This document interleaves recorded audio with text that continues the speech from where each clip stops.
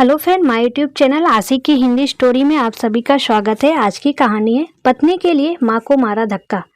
अमित की शादी बड़ी मुश्किलों से एक शर्ता नाम की लड़की से हो गई, लेकिन शर्ता एक बहुत ही बेकार बहू थी। शादी को अब तक 20 दिन हो गए, मगर उसने अपने ससुराल में एक भी काम नहीं किया था। अमित के घर में बस उसकी माँ और उसकी पत्नी रहती थी और अमित किसी के पास मुनीमगिरी की एक छोटी सी नौकरी करता था। परिवार में केवल 3 ही लोग थे, मगर फिर भी घर में क्लेश रहता था। तभी एक दिन शर्ता की सास ने शर्ता से कहा कि बहू, अब तुझे 1-1.5 महीना हो गया है ससुराल आए। बेटी, घर के काम में मेरी कुछ तो मदद कर दिया कर। तू चिंता मत कर, सारे काम मैं कर लिया करूंगी।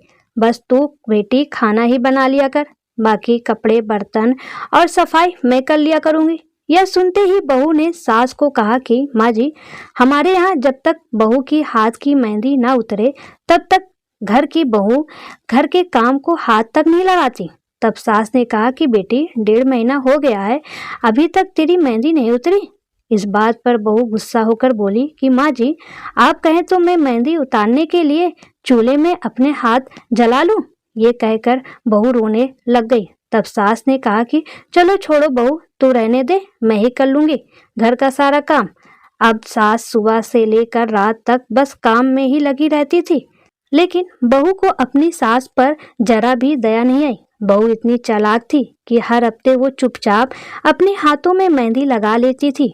तभी एक दिन शर्ता की सास ने अपने बेटे अमित से कहा कि बेटा, तेरी बहू पूरा दिन घर में बैठी रहती है, तो उससे कुछ कहता क्यों नहीं? मैं पूरा दिन घर का काम करती हूँ, लेकिन तेरी पत्नी सरता एक भी काम नहीं करवाती।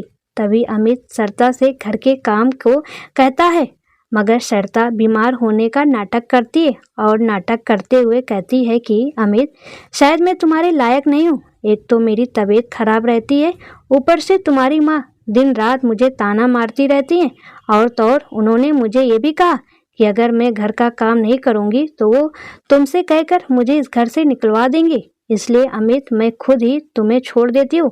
मेरी वजह से तुम सब अब परेशान हो, अब मैं इस घर में नहीं रह सकती। यह कहकर सरता मगरमच्छ की आंसू रोने लगी। तभी अमित बाहर जाकर अपनी माँ पर चिल्लाने लगा और कहने लगा कि माँ, तुम्हें सरता को इतना गलत सलत नहीं कहना चाहिए था। वैसे ही मेरी शादी इतनी मुश्किलों से हुई है, क्या तुम इसको भी यहाँ से भगाना चाहती हो? शादी से पहले भी तुम अकेले ही काम करती थी, तो अब क्यों नहीं कर सकती? इस बात पर उसकी माँ ने कहा कि बेटा, पहली बात, मैंने तेरी पत्नी को ऐसा कुछ भी नहीं कहा, लेकिन तेरी पत्नी शर्ता को घर का काम तो करना ही चाहिए ना। मैं कब तक काम करती रहूंगी? अब मेरी उम्र भी तो हो चली है, मैं कब खाट पकड़ लूं पता नहीं। और इस बुढ़ापे में भी तू क्या अपनी माँ से काम करवाएगा? तब अमित बोला कि माँ, काम तो तुम्हें ही करना पड़ेगा, अभी शर्ता की तबीयत खराब है। तो अमित की माँ ने कहा कि बेटा, शर्ता ने तुम्हें जो कहा वो तुमने मान लिया, ये तुम गलत कर रहे हो बेटा। इतने में ही अमित की पत्नी शर्ता एक बैग लेकर नाटक करती हुई बाहर आ जाती है और कहती है कि हाँ, मैं तो झूठी हूँ और तुम्हारे कान भी मैं भरती हूँ। अब या तो मैं इस घर में रहूंगी या तुम्हारी माँ।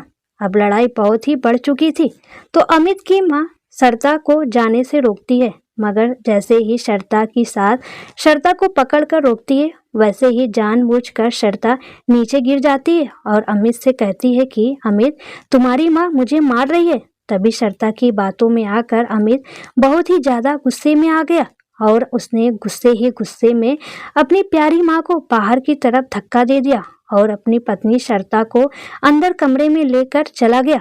लेकिन अमित की माँ को बहुत ही ज्यादा बुरा लगा, क्योंकि उसके बेटे ने उसे बाहर की तरफ बड़ी जोर से धक्का दे दिया था और अब अमित की माँ के आंसू ही नहीं रुक रहे थे और बेटे ने माँ को धक्का देकर एक बार भी नहीं पूछा कि माँ के कहीं लगी तो नहीं। तो उसी समय अमित की माँ रोती हुई पता नहीं कहाँ चली गई। लेकिन अमित और उसकी पत्नी को कोई फर्क नहीं पड़ा, उन लोगों ने तो अंदर से दरवाजा ही बंद कर लिया था। अब कई दिन हो गए थे, लेकिन अमित की माँ का कोई पता नहीं लगा और घर का काम सुबह शाम अब अमित करने लगा और उसकी पत्नी बस घर में बैठी रहती। वो कुछ भी काम नहीं करती थी। अब अमित सब समझ गया था कि उसकी पत्नी श्रद्धा कितनी बड़ी नाटकबाज थी और उसके चक्कर में उसकी प्यारी माँ भी पता नहीं कहाँ चली गई थी। यह सोचकर अमित पागल सा हो गया था और वह भी कुछ ही दिनों में अपनी पत्नी को छोड़कर अपनी माँ को ढूंढने निकल गया। और अब कई महीने हो गए लेकिन अमित भी वापस नहीं आया। ना जाने वो कहाँ चला गया था। पता नहीं उसे उसकी माँ मिली भी या नहीं, कुछ पता नहीं चला। वैसे अमित की पत्नी तो थी ही बेकार, लेकिन अमित तो उससे भी बेकार था, जो कि अपनी पत्नी की बातों में आकर अपनी माँ को ही नहीं समझ पाया और उन्हें इतनी बुरी तरह धक्का दे दिया। तो दोस्तों, इसमें आप किसकी गलती मानते हैं, अमित की, श्रद्धा की? प्लीज़ कमेंट में ज़रूर बताएं।